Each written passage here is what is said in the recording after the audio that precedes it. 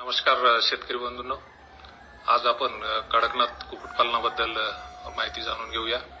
आपण पाहतो की शेतकरी बांधव जे आहेत आपल्या शेतीसोबत विविध कृषीपूरक व्यवसाय करत असतात। यामध्येच कुक्कुटपालन हा एक महत्त्वाचा कृषीपूरक व्यवसाय शेतकऱ्याकडून केला जातो आणि यामध्येही आपण थोडं खोलात जाऊन जर पाहिलं तर विविध सुधारित जाती असतील किंवा भारतीय वंशाच्या कोंबडीच्या जाती असतील, या विविध जाती घेऊन शेतकरी कुक्कुटपालन करण्यासाठी पुढे येत आहेत। यामधलीच एक भारतीय वंशाची महत्त्वाची जात ती म्हणजे कडकनाथ कोंबडी। कुठलेही कुक्कुटपालन करतेवेळी कुठल्याही जाती आपण घेऊया तर यामध्ये सर्वप्रथम आपल्याला या कोंबडीसाठी कुक्कुटपालनासाठी सुरुवात करण्यासाठी जी छोटी पिले असतात तर यापासून सुरुवात करावी लागते।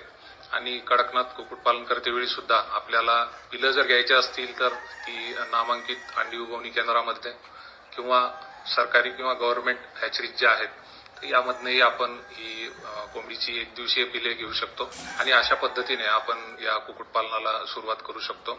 यानंतर सगळ्यात महत्त्वाच्या बाबी ज्या येतात त्या म्हणजे व्यवस्थापनाच्या बाबी येतात।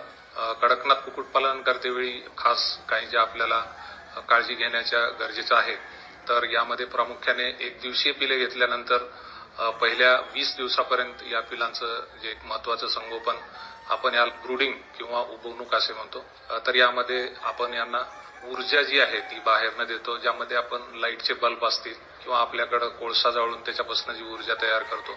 तर अशा विविध पद्धतीनं तर साधारणतः 39 डिग्री सेल्सिअस इतके तापमान आपल्याला पहिल्या 3 दिवसामध्ये या पिलांना देणं गरजेचं असतं आणि त्यानंतर प्रत्येक 3 दिवसानंतर हे तापमान आपण 1-1 डिग्रीने कमी करत शेवटी आपण साधारणतः 25 ते 30 डिग्रीमध्ये आपल्याला या कोंबड्या ठेवणं गरजेचं असतं।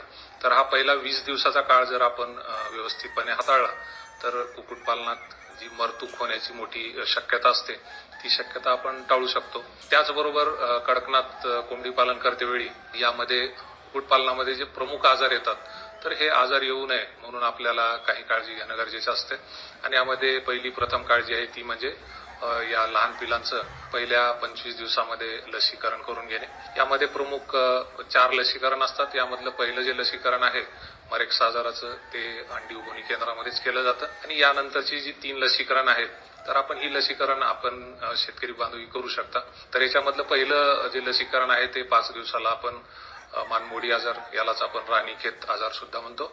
तर या आजाराची लस जी आहे तर ती 1 थेंब डोळ्यामध्ये टाकून आपण लसीकरण करतो आणि यानंतर 7व्या दिवशी आपण IBD नावाचा आजार आहे तर या आजारासाठीचं लसीकरण सुद्धा आपण 1 थेंब डोळ्यामध्ये लसीचा टाकून याचं लसीकरण करतो आणि यानंतर 25 दिवसाला आपण परत राणीखेत आजारासाठीचा जो बूस्टर डोस आहे तो आपण पिण्याच्या पाण्यामध्ये टाकून यांना लसीकरण करतो।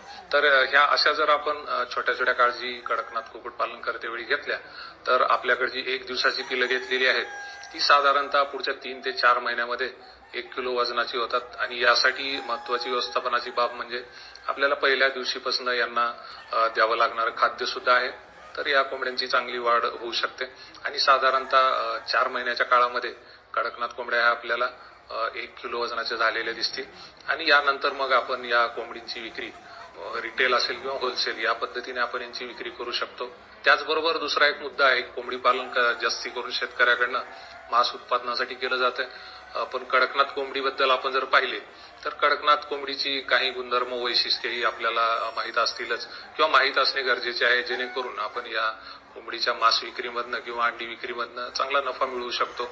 तर याची वैशिष्ट्ये जर आपण साधारणतः पाहिली तर या कोंबडीचं जे मांस आहे तर यामध्ये स्निग्ध पदार्थ जे आहेत ते खूप कमी आहेत, जे की इतर कोंबडीमध्ये आपल्याला साधारणतः 20 ते 22% पाहायला मिळतात। पण कडकनाथ कोंबडीमध्ये साधारणतः हे 1% आपल्याला पाहायला मिळतात। त्यामुळे या कोंबडीचे जे मांस आहे तर साधारणतः प्रत्येक वयोगटातील व्यक्ती मांसाचं सेवन करू शकतात, हा एक त्याच्यातला चांगला मुद्दा आहे।